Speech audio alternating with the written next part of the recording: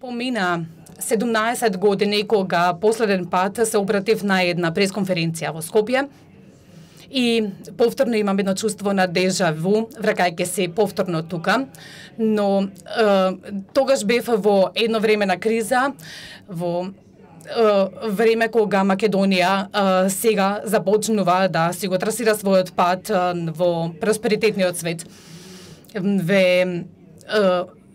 Ви се благодарам на топлото добре дојде. За најголемиот број од нас во 2001 година беше земјата која што доминираше во мојот живот и доминираше во НАТО.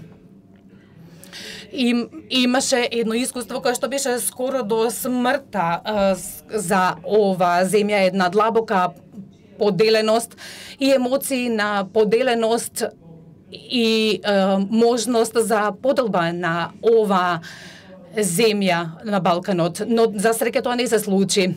Тоа не се случи затоа што луѓето и раководството на оваа земја застана заеднички, обединето и храбро, задржувајќи го курсот најнапред.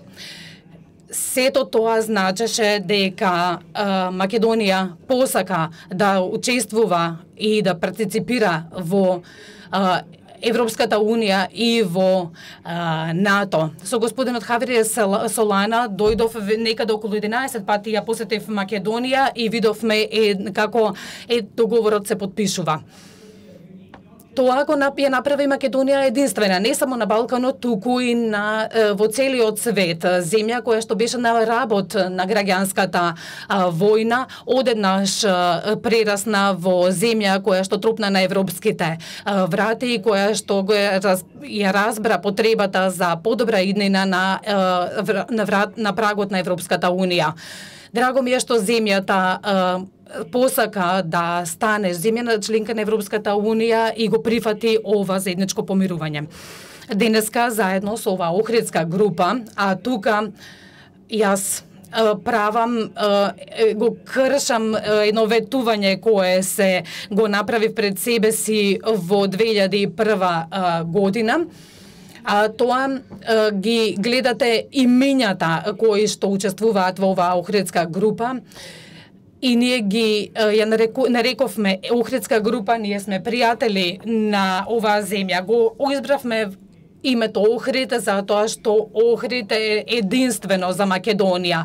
Значи е земја во која што град во кој што се потпиша Охридскиот договор, меѓутоа е и град во кој што е град заштитен од УНЕСКО и сметам дека има голема символика. Ние сме големи пријатели на Македонија и ние сме еден вид на think tank, еден вид на извор на информации, знаење засновано на нашето искуство.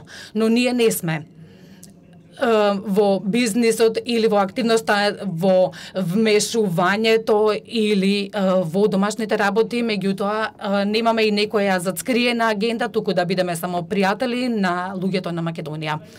Нашите совети ќе бидат посветени на премиерот Заев и на коалицијската влада и на неговите министри, но ќе бидеме исто така и достапни и за опозицијата и за неговата екселенција, председателот на Република Македонија, да работиме заеднички и да ја помогнеме на оваа земја. Вашата земја со цело срце се заложи за членството во Европската Унија и во НАТО. Но ние навистина немаме единствена формула за постигнување и за добивање на ова членство. Не сме тука да дадеме некои лажни ветувања и лажни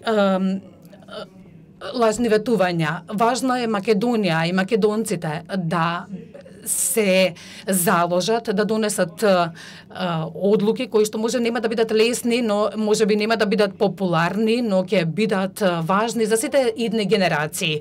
За сите овие идни генерации едно лидерство, раководство кое што е одлучно и кое што гледа во еднината, а тоа се случи во Охрид пред 17 години, ова ќе биде многу важно и денеска. Па затоа барам од вас, премиере Заев, и од вашата влада, и на начинот на кој што вие го фативте чекорот и лидерството кое што го покаживте за вашата земја, е вистински патриотизам кој што еден премиер може да го покаже. И исто така му барам од премиерот Ципрас од Грција и му се заблагодарувам за неговата поддршка во целиот овој процес. Западниот Балкан се уште останува грижа за поширокиот свет, а Македонија, која што е на чекор на евроатлантските институции, е голем фактор за стабилизација на целиот овој регион.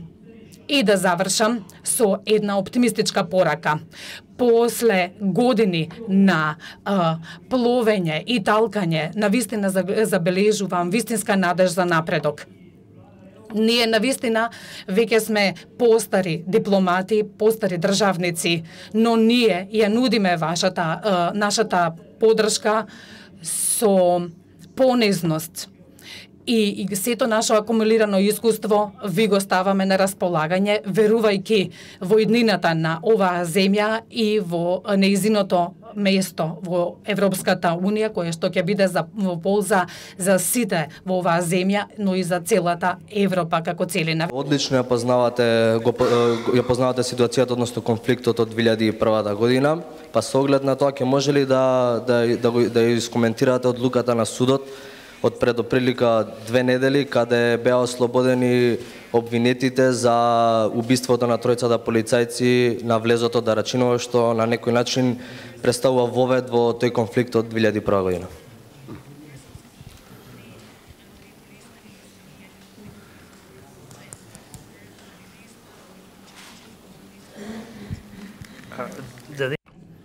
Одговорот на вашето прашање е нема да можам да коментираме тоа. Не сме тука да коментираме за ситуацијата која што се случува во Македонија, ниту да се навраќаме на старите настани од 2001 година. Тогаш се случија тие работи, а од тогаш многу се поместавте. Гледајте во иднината, не гледајте во минатото.